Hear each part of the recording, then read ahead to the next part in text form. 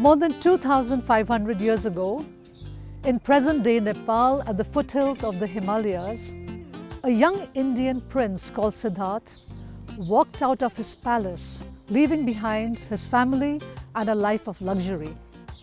What made Siddharth walk away? Some time ago, Siddharth had witnessed 4 sights which he had never seen before. The first 3 sights were of sickness, old age, and death. It made Siddharth ponder over why is there so much suffering in life. The 4th sight was that of a holy man in search of truth. He was struck by how peaceful he looked. So Siddharth went into the forest in search of truth.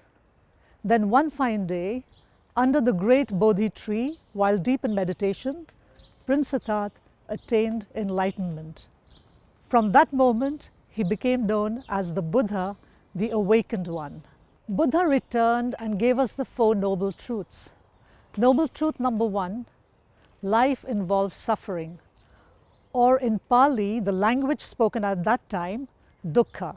Noble truth number 2, samudaya, the root of all suffering is desire, and it comes in 3 forms: greed, hatred, and ignorance. Noble truth number 3, nirodha, it is possible to overcome suffering by overcoming desire and liberating oneself from attachment.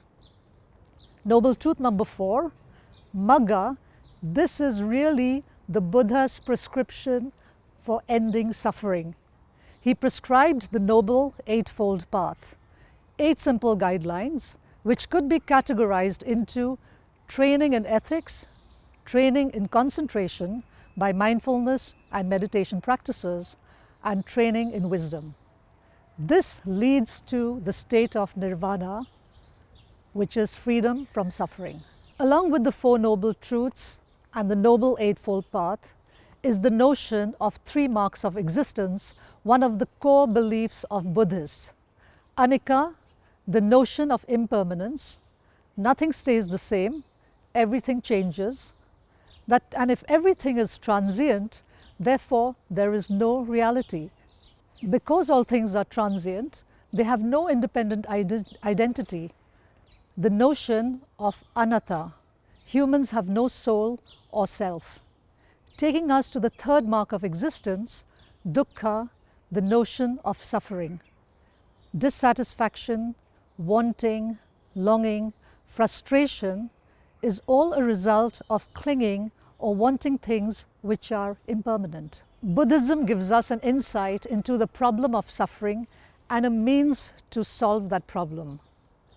By cultivating compassion, loving kindness, joy and equanimity, training in meditation and mindfulness, and understanding that we are all interconnected and interdependent.